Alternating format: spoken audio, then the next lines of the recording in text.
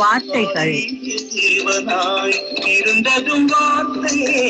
இந்த சங்கமம் வானொலியில் ஒவ்வொரு நாளும் ஒலிபரப்பப்படுகிறது என்பதை உங்களுக்கு அன்போடு தெரிவித்துக் கொள்கிறோம். எழுதி வைத்த நித்திய ஜீவனுள்ள வார்த்தை இதுவே, உலகில் வாழ்கின்ற அனைவருக்குமே வாழ்வை தரும் இயேசுவின் வார்த்தைகள். வேதாகமத்தில் இருந்து வாழ்வை தரும் வார்த்தைகள்.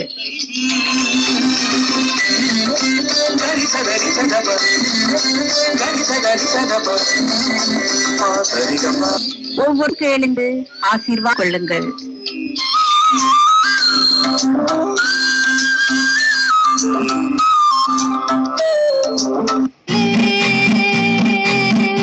ஒரு வார்த்தை இருந்தது, அந்த வார்த்தை தேவன்தானே, அந்த வார்த்தை தேவன்தானே. அகிலமாளும் வார்த்தை அது, ஜீவனுள்ள வார்த்தை அது. வானம் பூமி மாறினாலும் மாறாத வார்த்தை தேவன் வார்த்தை. வானம் பூமி மாறினாலும் மாறாத வார்த்தை தேவன் வார்த்தை. ஆதியிலே ஒரு வார்த்தை இருந்தது, அந்த வார்த்தை தேவன்தானே, வார்த்தை தேவன்தானே, அந்த வார்த்தை தேவன்தானே.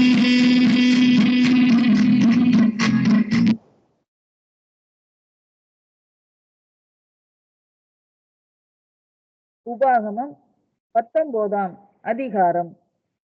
உன் தேவனாகிய கர்த்தர் உனக்கு கொடுக்கும் தேசத்தின் ஜாதிகளை உன் தேவனாகிய கர்த்தர் வேறற்று போக பண்ணுவதினால் நீ அவர்கள் தேசத்தை சுதந்தரித்துக் கொண்டு அவர்கள் பட்டணங்களிலும் அவர்கள் வீடுகளிலும் குடியேறும்போது, நீ உன் தேவனாகிய கர்த்தர் உனக்கு சுதந்தரிக்க கொடுக்கும் உன் தேசத்தின் நடுவிலே உனக்காக 3 பட்டணங்களை பிரித்து வைக்க கடவாய். கொலை செய்தவன் எவனும் அங்கே ஓடி போகும்படி உன் தேவனாகிய கர்த்தர் உன்னை சுதந்தரிக்க பண்ண போகிற உன் தேசத்தின் எல்லையை நீ 3 பங்காக பகுத்து அதற்கு வழியை உண்டு பண்ண கடவாய். கொலை செய்து அங்கே ஓடி போய் உயிரோடு இருக்கத்தக்கவன் யாரென்றால், தான் முன்னே பகைத்திராத பிறன் ஒருவனை மனதறியாமல் கொன்றவன் தானே. ஒருவன் விறகு வெட்ட மற்றொருவனோட காட்டில் போய் மரத்தை வெட்ட தன் கையில் இருந்த கோடரியை ஓங்கும் போது இரும்பானது காம்பை விட்டு கலந்து மற்றவன் மேல் பட்டதினால் அவன் இறந்து போனால், இரத்த பழிக்காரன் தன் மனம் எரிகையில் கொலை செய்தவனை வழி தூரமாய் இருக்கிறதுனாலே பின்தொடர்ந்து பிடித்து அவனை கொண்டு போடாதபடிக்கு இவன் அந்த பட்டணங்கள் ஒன்றில் ஓடி போய் உயிரோடு இருப்பானாக. இவன் அவனை முன்னே பகைக்காதபடியினால் இவன் மேல் சாவுக்கான குற்றம் சுமரவில்லை. இது நிமித்தம் 3 பட்டணங்களை உனக்காக பிரித்து வைக்க கடவாய் என்று நான் உனக்கு கட்டளை இடுகிறேன். நீ உன் தேவனாகிய கர்த்தரிடத்தில் அன்பு கூர்ந்து எந்நாளும் அவர் வழிகளில் நடப்பதற்காக இன்று நான் உனக்கு கற்பிக்கிற இந்த எல்லா கற்பனைகளையும் கைக்கொண்டு அதின்படி செய்து, உன் தேவனாகிய கர்த்தர் உன் பிதாக்களுக்கு ஆணையிட்டபடியே அவர் உன் எல்லையை விஸ்தாரமாக்கி உன் பிதாக்களுக்கு கொடுப்பேன் என்று சொன்ன தேசம் முழுவதையும் உனக்கு கொடுத்தால், அப்பொழுது உன் தேவனாகிய கர்த்தர் உனக்கு சுதந்திரமாக கொடுக்கும் உன் தேசத்தில் குற்றமில்லாத இரத்தம் சிந்தப்படுகிறதினால் உன்மேல் இரத்தப்பழி சுமராதபடிக்கு இந்த 3 பட்டணங்களும் அல்லாமல் இன்னும் 3 பட்டணங்களை ஏற்படுத்த கடவாய். ஒருவன் பிறன் ஒருவனை பகைத்து அவனுக்கு பதிவிருந்து அவனுக்கு விரோதமாய் எழும்பி அவன் சாகும்படி அவனை அடித்து இந்த பட்டணங்களில் ஒன்றில் ஓடி போயிருப்பான் ஆகில், அந்த பட்டணத்தின் மூப்பர்கள் ஆள் அனுப்பி அங்கே இருந்து அவனை கொண்டு வரும்படி செய்து அவன் சாகும்படிக்கு அவனை இரத்தப்பழி வாங்குகிறவன் கையில் ஒப்பு கொடுக்க கடவர்கள். உன் கண் அவனுக்கு இறங்க வேண்டாம். குற்றமில்லாத இரத்தப்பழியை இஸ்ரவேலை விட்டு விலக்க கடவாய். அப்பொழுது நீ நன்றாய் இருப்பாய். உன் தேவனாகிய கர்த்தர் உனக்கு சுதந்திரமாக கொடுக்கும் தேசத்தில் உன் கைவசமாய் இருக்கும் காணியாட்சியிலே முன்னோர்கள் குறித்திருக்கிற பிறனுடைய எல்லையை ஒத்தி போடாயாக. ஒருவன் எந்த அக்கிரமத்தையாவது எந்த பாவத்தையாவது செய்தான் என்று சொல்லப்பட்டால் ஒரே சாட்சியினால் நியாயம் தீர்க்க கூடாது. 2-3 சாட்சிகளுடைய வாக்கினாலே காரியம் நிலைவரப்பட வேண்டும். ஒருவன் மேல் ஒரு குற்றத்தை சுமத்தும்படி ஒரு பொய் சாட்சிக்காரன் அவன் மேல் சாட்சி சொல்ல எழும்பினால் வழக்காடுகிற இருவரும் கர்த்தருடைய சந்நிதியில் அக்காலத்தில் இருக்கும் ஆசாரியர்களுக்கும் நியாயாதிபதிகளுக்கும் முன்பாக வந்து நிற்பார்களாக. அப்பொழுது நியாயாதிபதிகள் நன்றாய் விசாரணை செய்ய கடவர்கள். சாட்சி கள்ள சாட்சி என்றும் தன் சகோதரன் மேல் அபாண்டமாய் குற்றஞ்சாட்டினான் என்றும் கண்டால் அவன் தன் சகோதரனுக்கு செய்ய நினைத்தபடியே அவனுக்கு செய்ய கடவீர்கள். இவ்விதமாய் தீமையை உன் நடுவில் இருந்து விலக்குவாயாக. மற்றவர்களும் அதை கேட்டு பயந்து இனி உங்களுக்குள்ளே அப்படிப்பட்ட தீமையை செய்யாதிருப்பார்கள். உன் கண் அவனுக்கு இறங்க வேண்டாம். ஜீவனுக்கு ஜீவன், கண்ணுக்கு கண், பல்லுக்கு பல், கைக்கு கை.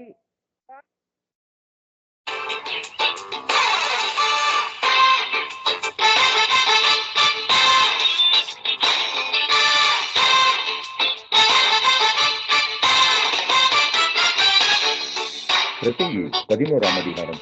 உன் ஆகாரத்தை தண்ணீர்கள் மேல் போடு, அநேக நாட்களுக்கு பின்பு அதன் பலனை காண்பாய். 7 பேருக்கும் 8 பேருக்கும் பங்கிட்டுக் கொடு. பூமியின் மேல் என்ன ஆபத்து நேரிடுமோ உனக்கு தெரியாது. மேகங்கள் நிறைந்திருந்தால் மழையை பூமியின் மேல் பொழியும். மரமானது தெற்கே விழுந்தாலும் வடக்கே விழுந்தாலும் விழுந்த இடத்திலே மரம் கிடக்கும்.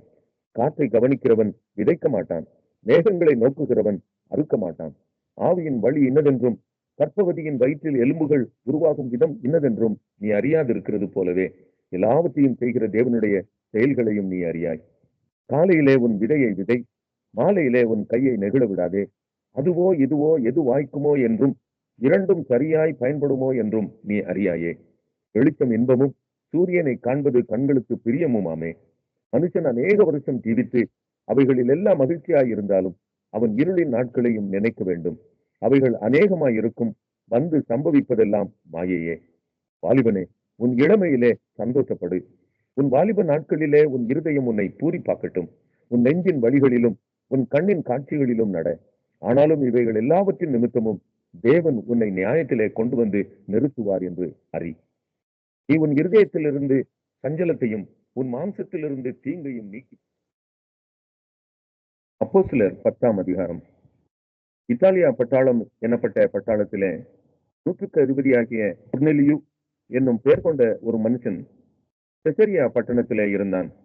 அவன் தேவ பக்தி உள்ளவனும் தன் வீட்டார் அனைவரோடும் தேவனுக்கு பயந்தவனுமாயிருந்து ஜனங்களுக்கு மிகுந்த தர்மங்களை செய்து எப்பொழுதும் தேவனை நோக்கி ஜெபம் பண்ணி கொண்டிருந்தான். பகலில் ஏறக்குறைய 9ஆம் மணி நேரத்திலே தேவனுடைய தூதன் தன்னிடத்தில் வரவும் கொர்நேலியுவே என்று அழைக்கவும் பிரத்யட்சமாய் தரிசனம் கண்டு அவனை உற்று பார்த்து பயந்து, ஆண்டவரே என்ன என்றான். அப்பொழுது அவன், உன் ஜெபங்களும் உன் தர்மங்களும் தேவனுக்கு நினைப்பூட்டுதலாக அவர் சந்நிதியில் வந்து எட்டி இருக்கிறது. இப்பொழுது நீ யோப்பா பட்டணத்துக்கு மனுஷரை அனுப்பி பேதுரு என்று மறுபெயர் கொண்ட சீமோனை அழைத்தி, அவன் தோல் பதனிடுகிறவனாகிய சீமோன் என்னும் ஒருவனிடத்திலே தங்கி இருக்கிறான். அவனுடைய வீடு கடலோரத்தில் இருக்கிறது. நீ செய்ய வேண்டியதை அவன் உனக்கு சொல்லுவான் என்றான். கொர்நேலியு தன்னுடனே பேசின தேவதூதன் போன பின்பு தன் வீட்டு மனுஷர் 2 பேரையும் தன்னிடத்தில் சேவிக்கிற போர் சேவகரில் தேவ பக்தியுள்ள ஒருவனையும் அழைத்து எல்லாவற்றையும் அவர்களுக்கு விவரித்து சொல்லி அவர்களை யோப்பா பட்டணத்துக்கு அனுப்பினான். மறுநாளிலே அவர்கள் பிரயாணப்பட்டு அந்த பட்டணத்துக்கு சமீபித்து வருகையில் பேதுரு 6ஆம் மணி நேரத்திலே ஜெபம் பண்ணும்படி மேல் வீட்டில் ஏறினான். அவன் மிகுந்த பசி அடைந்து சாப்பிட மனதாயிருந்தான். அதற்கு அவர்கள் ஆயத்தம் பண்ணுகையில் அவன் ஞான திருஷ்டி அடைந்து வானம் திறந்திருக்கிறதாகவும் 4 முனைகளிலும் கட்டப்பட்ட பெரிய துப்பட்டியை போல ஒரு விதமான கூடு தன்னிடத்தில் இறங்கி தரையில் விடப்பட்டிருக்கிறதாகவும் அதிலே பூமியில் உள்ள சகலவிதமான 4 கால் ஜீவன்களும் காட்டு மிருகங்களும் ஊரும் பிராணிகளும் ஆகாயத்து பறவைகளும் இருக்கிறதாகவும் கண்டான். அல்லாமலும் பேதுருவே, எழுந்திரு, அடித்து புசி என்று அவனுக்கு சொல்லும் ஒரு சத்தம் உண்டாயிற்று. அதற்கு பேதுரு, அப்படியல்ல ஆண்டவரே, தீட்டும் அசுத்தமுமாய் இருக்கிற யாதொன்றையும் நான் ஒரு காலம் புசித்ததில்லை என்றான். அப்பொழுது தேவன் சுத்தமாக்கினவைகளை நீ தீட்டாக எண்ணாதே என்று இரண்டாம் தரமும் சத்தம் அவனுக்கு உண்டாயிற்று. மூன்றாம் தரமும் அப்படியே உண்டாயிற்று. பின்பு அந்த கூடு திரும்ப வானத்துக்கு எடுத்துக் கொள்ளப்பட்டது. அப்பொழுது பேதுரு தான் கண்ட தரிசனத்தை குறித்து தனக்குள்ளே சந்தேகப்படுகையில், இதோ கொர்நேலியுனால் அனுப்பப்பட்ட மனுஷர்கள் சீமோனுடைய வீட்டை விசாரித்துக் கொண்டு வாசற்படியிலே வந்து நின்று, பேதுரு என்று மறுபெயர் கொண்ட சீமோன் இங்கே தங்கி இருக்கிறாரா என்று கேட்டார்கள். பேதுரு அந்த தரிசனத்தை குறித்து சிந்தனை பண்ணி கொண்டிருக்கையில் ஆவியானவர், இதோ 3 மனுஷர் உன்னை தேடுகிறார்கள். நீ எழுந்து இறங்கி ஒன்றுக்கும் சந்தேகப்படாமல் அவர்களுடனே கூட போ, நானே அவர்களை அனுப்பினேன் என்று அவனுக்கு சொன்னார். அப்பொழுது பேதுரு கொர்நேலியுவினால் தன்னிடத்தில் அனுப்பப்பட்ட மனுஷரிடத்திற்கு இறங்கி போய், இதோ நீங்கள் தேடுகிறவன் நான் தான், நீங்கள் வந்திருக்கிற காரியம் என்ன என்றான். அதற்கு அவர்கள், நீதிமானும் தேவனுக்கு பயப்படுகிறவரும் யூத ஜனங்கள் எல்லாராலும் நல்லவர் என்று சாட்சி பெற்றவருமாகிய கொர்நேலியு எனும் 100க்கு அதிபதி உம்மை தம்முடைய வீட்டுக்கு அழைப்பித்து உம்மால் சொல்லப்படும் வார்த்தைகளை கேட்கும்படி பரிசுத்த தூதனாலே தேவ யத்தனமாய் கட்டளை பெற்றார் என்றார்கள். அப்பொழுது பேதுரு அவர்களை உள்ளே அழைத்து அவர்களுக்கு உபசாரம் செய்து மறுநாளிலே அவர்களுடனே கூட புறப்பட்டான். யோப்பா பட்டணத்தாராகிய சகோதரரில் சிலரும் அவனுடனே கூட போனார்கள். மறுநாளிலே செசரியா பட்டணத்தில் பிரவேசித்தார்கள். கொர்நேலியு தன் உறவின் முறையாரையும் தன்னுடைய விசேஷித்த சிநேகிதரையும் கூட வரவழைத்து அவர்களுக்காக காத்திருந்தான். பேதுரு உள்ளே பிரவேசிக்கிற பொழுது கொர்நேலியு அவனுக்கு எதிர்கொண்டு போய் அவன் பாதத்திலே விழுந்து பணிந்து கொண்டான்.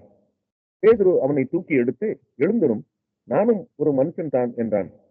அவனுடனே பேசிக்கொண்டு உள்ளே போய் அநேகர் கூடி வந்திருக்கிறதை கண்டு அவர்களை நோக்கி, அந்நிய ஜாதியானோடு கலந்து அவனிடத்தில் போக்கு வரவாய் இருப்பது யூதனானவனுக்கு விலக்கப்பட்டிருக்கிறது என்று நீங்கள் அறிந்திருக்கிறீர்கள். அப்படி இருந்தும் எந்த மனுஷனையும் தீட்டுள்ளவன் என்றும் அசுத்தன் என்றும் நான் சொல்லாதபடிக்கு தேவன் எனக்கு காண்பித்திருக்கிறார். ஆகையால் நீங்கள் என்னை அழைப்பித்த போது நான் எதிர் பேசாமல் வந்தேன். இப்போதும் என்ன காரியத்திற்காக என்னை அழைப்பித்தீர்கள் என்று கேட்கிறேன் என்றான். அதற்கு கொர்நேலியு, 4 நாளைக்கு முன்னே இந்நேரத்திலே நான் உபவாசித்து 9ஆம் மணி நேரத்தில் என் வீட்டிலே ஜெபம் பண்ணி கொண்டிருந்தேன்.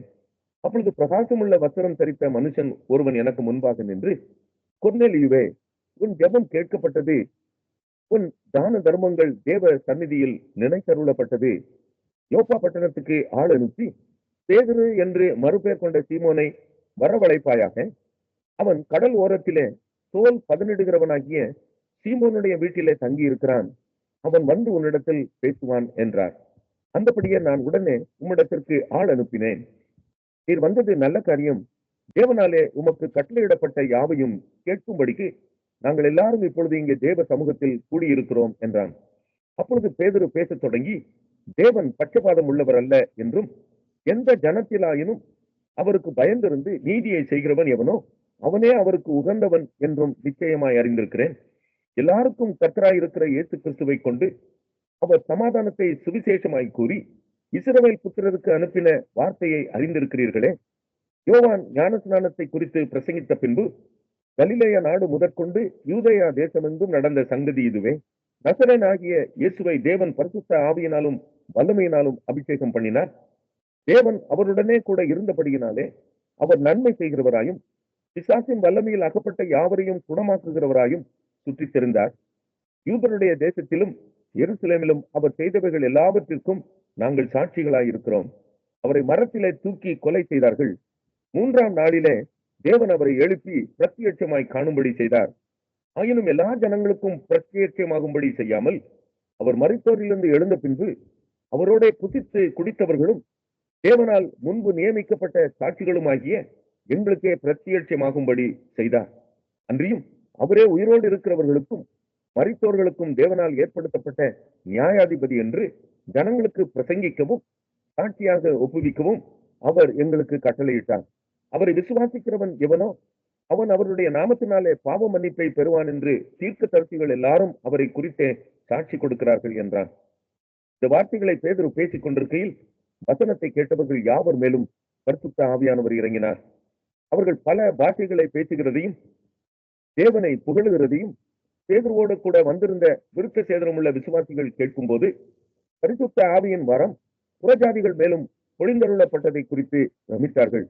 அப்பொழுது பேதுரு, நம்மை போல பரிசுத்த ஆவியை பெற்ற இவர்களும் ஞான ஸ்நானம் பெறாதபடிக்கு எவனாகிலும் தண்ணீரை விலக்கலாமா என்று சொல்லி கர்த்தருடைய நாமத்தினாலே அவர்களுக்கு ஞான ஸ்நானம் கொடுக்கும்படி கட்டளையிட்டான். அப்பொழுது சில நாள் அங்கே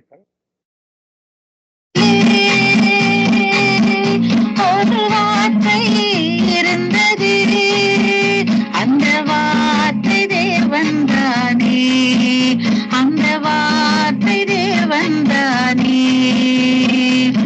அகிலமாலும் வார்த்தையது, ஜீவனுள்ள வார்த்தையது. வானம் பூமி மாறினாலும் மாறாத வார்த்தை தேவன் வார்த்தை. வானம் பூமி மாறினாலும் மாறாத வார்த்தை தேவன் வார்த்தை. ஆவியே